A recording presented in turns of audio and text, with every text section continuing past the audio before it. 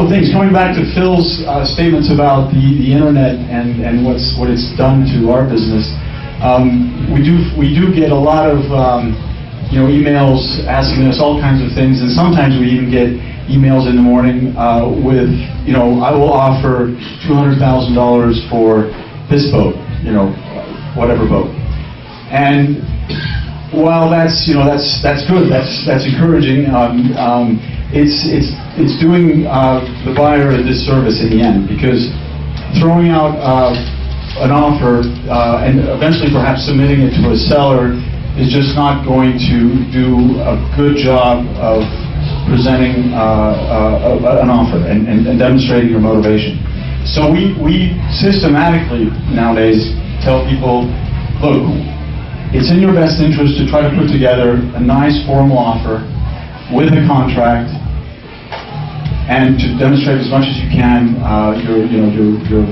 your motivation to buy this boat.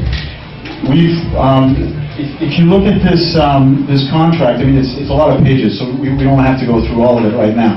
But what I tell people about a contract, which I think is important, is that it's not just a number. It's a contract is a package that includes a lot of things. It includes a number, of course, that's the starting point, but it also includes a timeline, a purchase timeline, a transaction timeline, which includes an acceptance date and a closing date.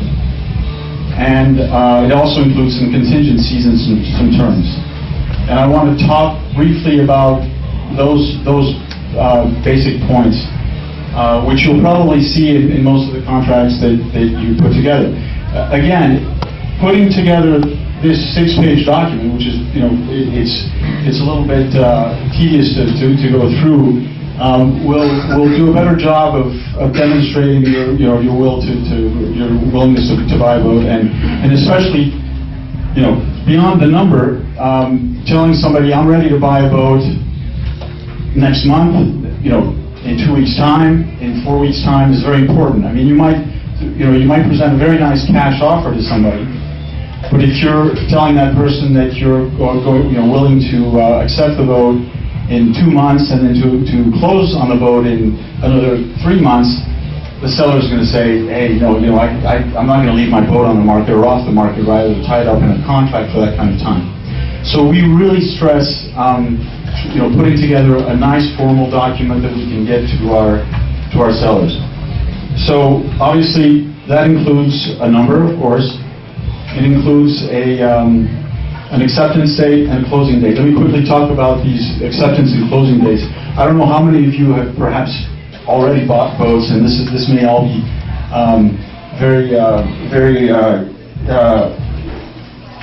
old to you, but the first part. And now another point that's very important when you make an offer is to present is to make a deposit as well, and we try as much as we can to tell a seller that we've got an offer plus a deposit to demonstrate interest.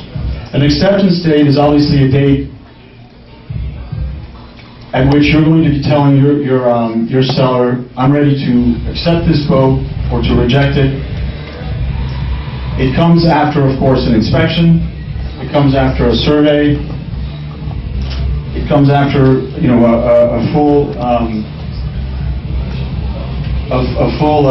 analysis of the boat. The closing date usually comes, so usually an acceptance is about a week to 10 days after a survey. A closing date will come 10 days to 2 weeks after an acceptance date.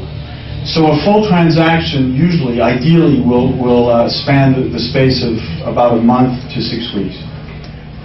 If you can get it within that time period or that time frame, your offer will be much more attractive to the seller.